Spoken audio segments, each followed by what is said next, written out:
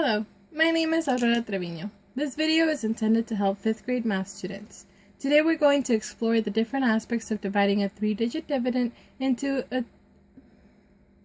Hello, my name is Aurora Treviño. This video is intended to help 5th grade math students.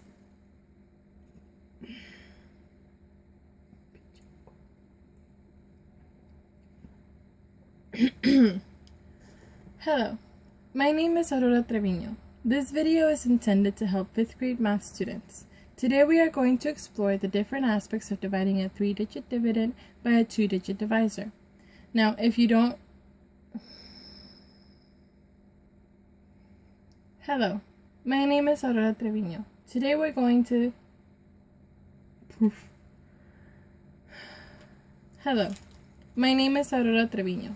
This video is intended to help...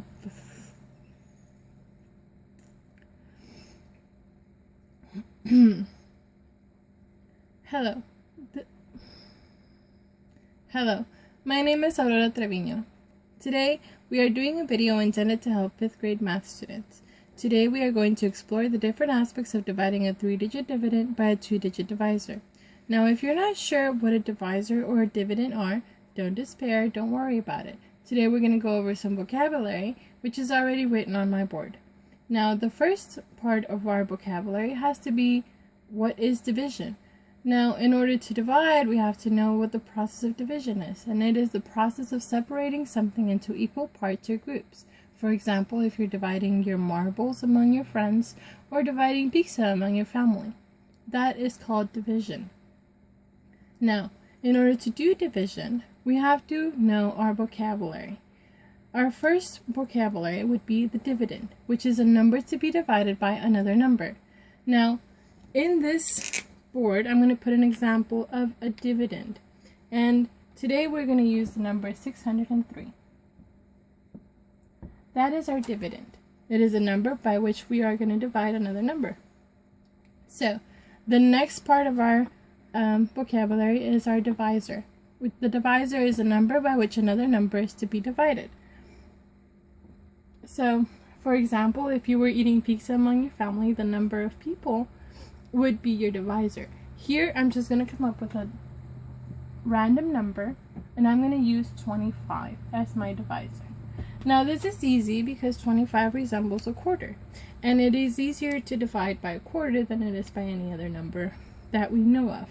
So, here's my divisor, which is a number I'm going to divide by, and my dividend, which is the number I'm dividing. So, in order to figure out the answer, we would have to know the quotient, which is the answer to a division problem.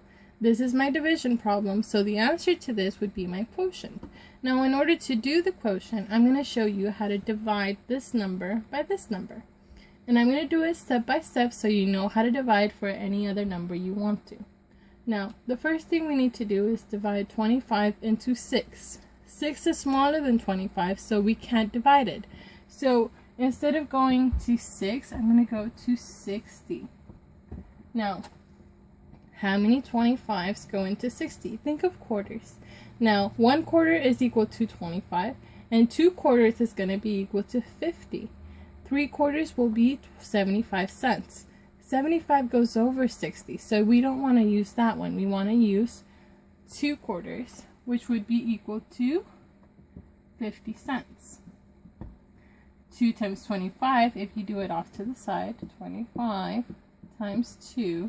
2 times 5 is 10, we group the 1. 2 times 2 is 4, plus 1 is 5, which is 50, which is what we have right here. Now, this is just an example. If you don't know your multiples or you don't know how to multiply, this would be something you would do off to the side. I'm going to erase it for completeness sake and because I don't have enough room here. Now, once you have your multiplication, you're going to subtract. Now, 60 minus 50 is 10. Now, the thing you have to do here, once you subtract and you have your difference, you have to make sure it is smaller than your divisor. Otherwise, you did something wrong. So, since 10 is smaller than 25, we're in the correct track. Now, once we have made sure that it is smaller than our divisor, we have to bring down our next number. So now we don't have 10, we have 103. Now think of your quarters. How many quarters are going to get close to 100, but not over it. Now we have 1/4 is 25, 2/4 is 50, 3/4 is 75, and 4/4 is $1, which is 100 pennies. Now 5/4 would be 125, but we only have 103. So our best bet would be to go up to 4/4, which would give me 4. 4 times 25 is 100, and 103 minus 100 is 3. Now, just like in our other one, since we subtracted and we got a difference, we had to make sure it was smaller than this. Here we subtracted and we got a difference. Is this smaller than this? Yes, it is. 3 is much smaller than 25, so we know our answer is fairly correct. Now, this we can't divide into 25 equal parts. Therefore, it becomes a remainder. We're going to put remainder of 3. And a remainder is any part, number, or quantity that is left over. This we couldn't divide equally into 25 parts. Therefore, it becomes a remainder. Now, these are the steps to a division problem. We use the dividend, which is a number to be divided, which is right here. This was my dividend. We use the divisor, which is the number by which another is to be divided. Our divisor was 25 right here. Our quotient is the answer to a division problem, which is 24. Our quotient is 24. That is how many times 25 goes into 603 without going over. And the remainder is the part that was left over. It could be found here or here, right next to the R. You see this? That's our remainder. Now, if you want, you can do another one. For example, I'm going to erase this and I'm going to write another problem down so we can go over the steps again and the different parts of a division problem. Okay, so I'm going to choose, let's say, 506 divided by 12. Now, we know that 12 doesn't go into 5, but 12 does go into 50. So we're going to use 50. Now this is closer to 10 than it is to 15. So I'm going to use 10 here and I'm going to use 50 here. But since you know that it is more than 10, you don't want to go over 50. So 10 times what will get you close enough to 50, but not over it. So I'm going to use 4 because I know 5 times 10 is 50. But look at this 2. That's going to make it too much. So I'm going to use 4 right here. 4 times 2 is 8. 4 times 1 is 4. And that's 48. So my number that I'm going to put up here, and make sure it's over the number you are using, not over this one, because you're not using this one. You're using the whole 50. So you have to put it on top of the 0. Now 4 times 12 is 48, since we just found out. And now we subtract. Now I'm going to erase this so you don't get confused. This is just some extra stuff. Now 50 minus 48 is 2.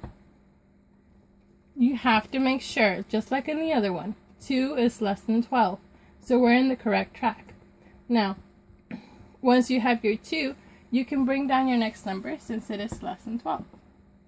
And now we have 26. How many 12s go into 26 without going over? Well, you know that 12 plus 12 is 24. And that's fairly close without going over, isn't it? So I'm going to use 2 up here. 2 times 2 is 4. 2 times 1 is 2. And we have 24. Now we're going to subtract. 26 minus 24. 6 minus 4 is 2. 2 minus 2 is 0. So our answer here, our difference would be 2. Is 2 smaller than 12? Yes, it is. So, do we have any more numbers to bring down? No, we don't. Is 2 smaller than 12? We already said it was. So this becomes our remainder. So we have 42, remainder of 2. And just to show you, we did the division problem. We have our dividend in here, which is the number we divided.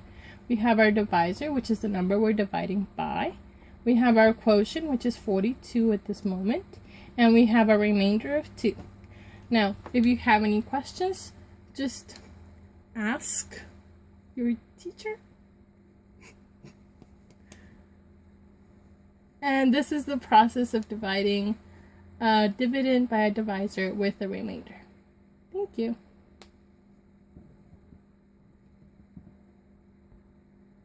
Still not here.